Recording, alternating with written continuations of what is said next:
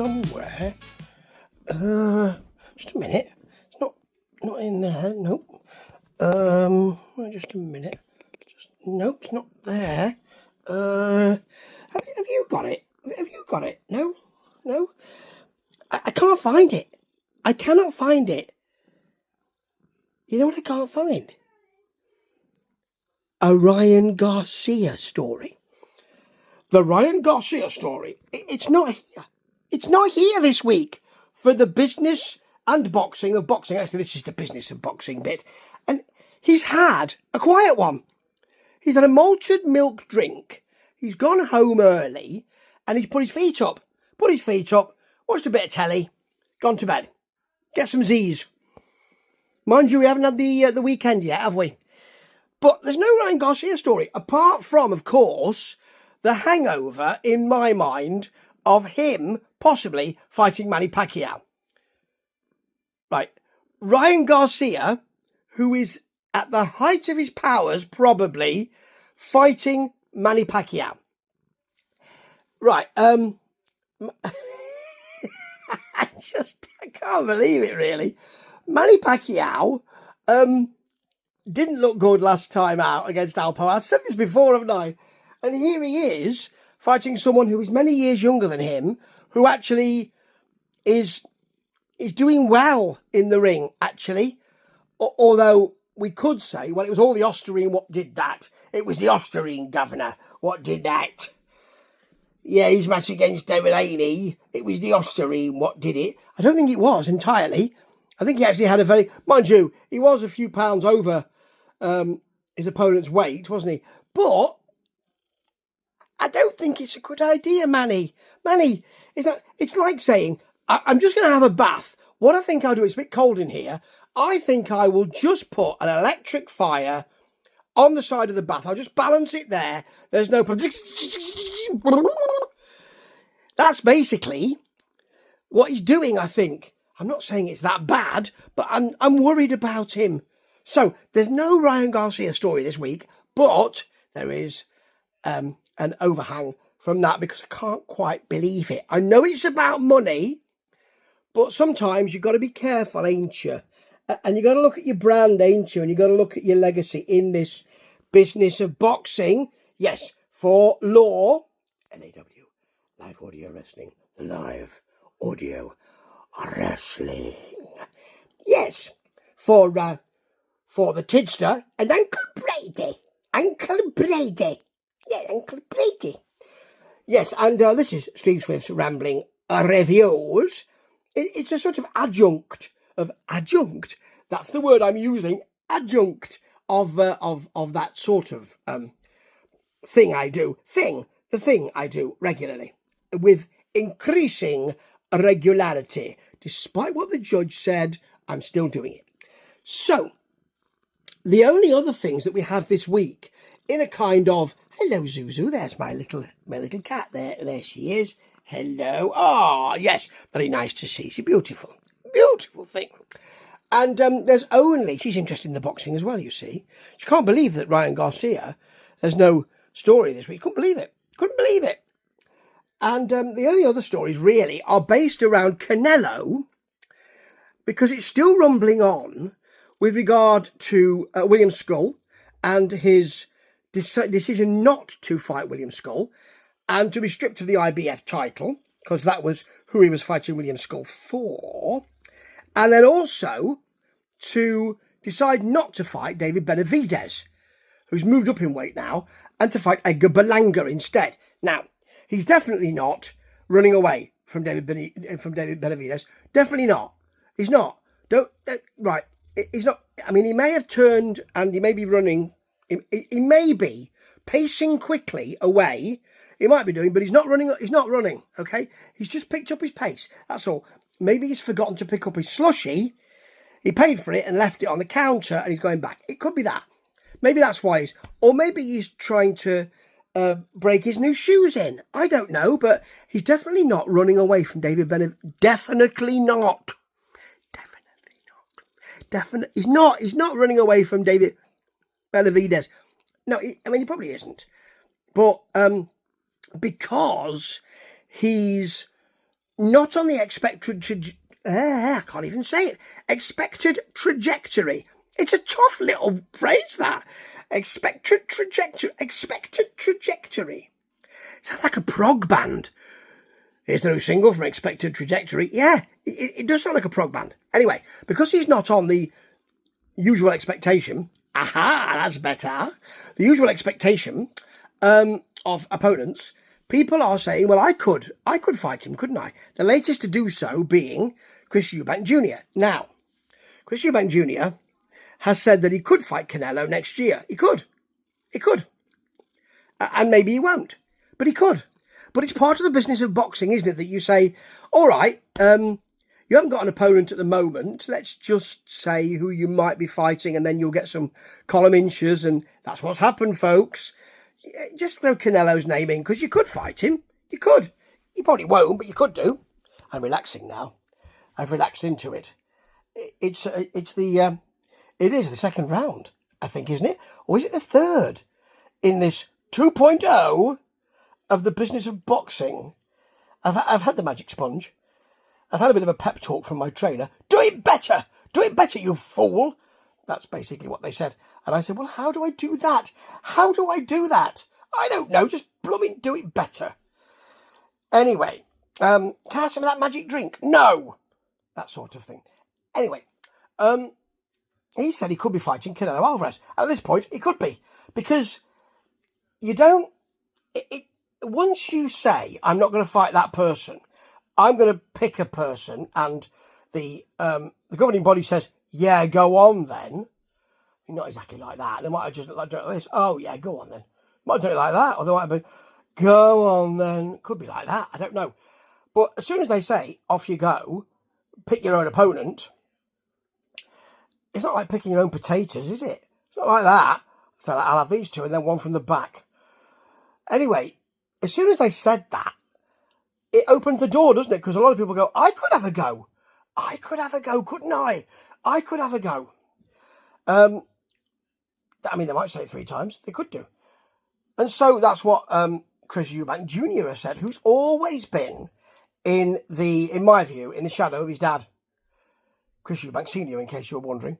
In case you were wondering, Chris Eubank Sr., Chris Eubank. I mean, the clue's in the name, isn't it? Chris Eubank. So, Chris Eubank, who I saw a 1990s version of Top of the Pops. Pop Pickers, recently, and he was on. Rather good, you know. Blooming great, in fact. And great fighter. But, you know, before we got the Conor Benn situation, sounds like a 1970s spy movie. There's the Osman Weekend, there's the Parallax View, and there's the Conor Benn situation. Starring Jason Robards, for instance. Jason Robards.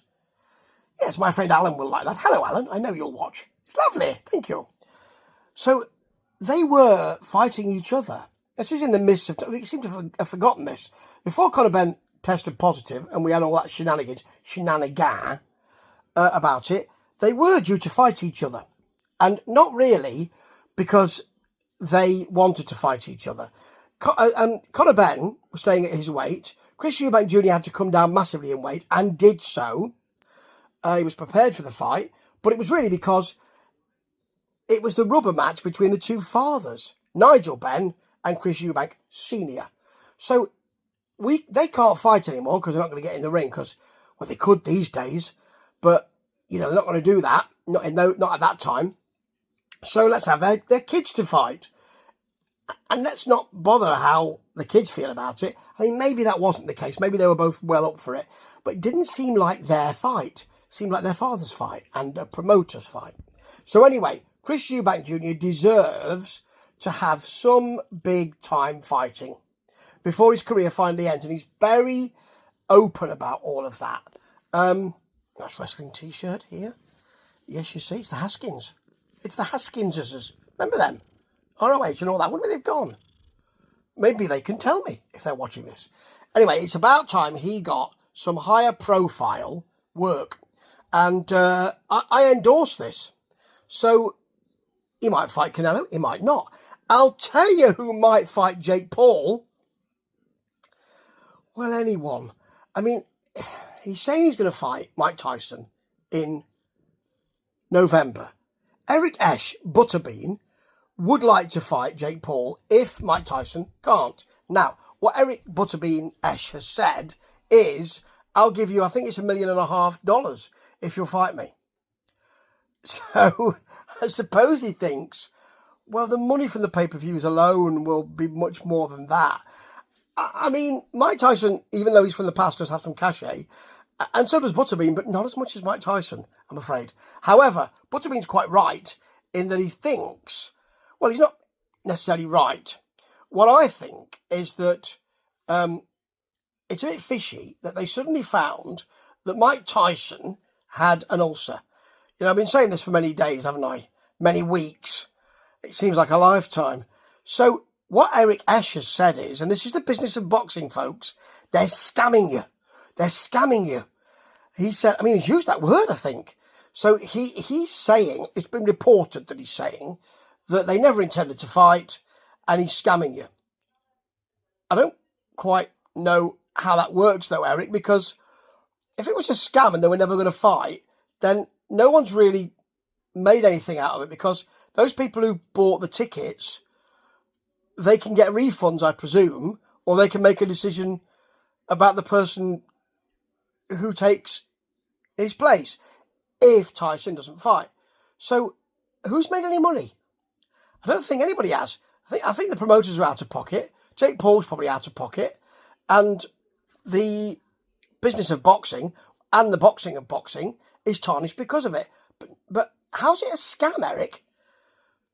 I mean, they're telling you that they're going to fight and then they're not. But this happens in boxing all the time. I mean, promoters are always saying the moon is made of green cheese and then it's not. You know, and we're sick and tired of it, aren't we? But it's not a scam. They said they were going to fight, then they're not. What he's saying, I suppose, is they never had any intention of fighting. It was just to get some column inches. That's, I suppose, what he's saying. But no one's scamming anybody. There's nothing, I mean, no one's going to... I mean, you can either believe it, choose to believe it and run with it, or you can utilise it on a podcast or a video like this one, like this very video, folks. Or you can choose not to bother to believe it. It's not a scam, Eric. You can look it up. You can look it up. You can look it up on your phone even. So, he wants to fight. But I tell you who else. Oh dear. It really is. The circus is back in town. Conor McGregor. He's thrown his hat in. He's thrown his hat in that particular ring. And what he said is, I'll fight you in December. Right. Now, either you don't know something we don't know, or you don't know much about boxing or fighting, because he's supposed to fight Mike Tyson in November. So either he's definitely not, and if you're in the know, and I'm not in the know, I'm not in with the in crowd. No, I'm nowhere near the in crowd. I mean, the in crowd are on a different street to me. I can't find the street. It's not on any sat nav. I keep ending up in the park. I can't. It's got a nice lake, but I want to be on in crowd lane. Can't find it. Anyway, so I'm not in the with the in crowd, and he maybe is, and he maybe knows something that the rest of us presume and think is possible, but don't know. I.e., they won't fight. I mean, Eric Esch seems to be in the in crowd. How come Eric Esch is in the in crowd and I'm not? Oh yeah, he's done lots of fighting and was a champion. Yeah. Anyway, either that's the case, or he's thinking, well, you can fight Mike Tyson in November and you can fight me the following month. That's not how the way it works or the way it works. Either way, that how is tautological. We don't need it, Steve. That's not the way it works, Conor. It ain't the way it works, Conor McGregor. But once again, a bit like Canelo, once you start losing opponents and you start saying, well, I'll pick this one, then I'll do this one. I'll fight Mike Perry, I'll do this. Then anybody can put their hat in the ring, can't they? Remember, I spoke about Donald Trump, didn't I? Donald Trump, I'll fight him, no problem. You know, I thought, it could be anybody. Could be anybody at this juncture, couldn't it? I mean, you're going from Butterbean to Conor McGregor, who's more of a fighter recently. But how does that work with your business of boxing, Jake? How does it work with that business of boxing? Because right now, you can't control things. People are taking it out of your hands. That's dangerous. I said this last week, didn't I? It's dangerous. You want to control your clicks. You want to control the people who watch you. You want to control the narrative of that. Of course you do. At the moment, you're not. People are desperately saying, well, there is a desperation to it, I think, are saying regularly, I'll fight him. No, I'll fight him. I'll fight him. And because there's 24-hour rolling media, they're running with that story. And you're trying to plug the gaps. And he hasn't come out and said, I'm not fighting him, because you don't want to plug the gap just in case it's something good. But generally, the cumulative effect is that you're not really in control of this. And so your brand suffers. And your boxing of boxing, in my view, is already suffering. But your business of boxing is really, really suffering now. I'll tell you what, Will Smith could do with a oh no, he's just done Bad Boys, hasn't he? Bad Boys 16, hasn't he? Who else could you fight? You could pick anybody, couldn't you? Decide on one and tell us. And tell us it's definitely going to happen, and I'm not going to accept any other people because this is definitely going to happen. Tell us that. Make a stand. Oh, here's a good idea. Fight a boxer, perhaps. What a refreshing idea. Ta-ta. RockSolidFanClub.ca gives you full access to Canada's leader in professional wrestling, featuring legends like Mick Foley, modern megastars such as Cody Deaner, and future sensations like Tyler Turva. RockSolidFanClub.ca offers exclusive series, podcasts, live streams, specials, and full events, all for less than $9 a month. Sign up today at RockSolidFanClub.ca, where real fans get it.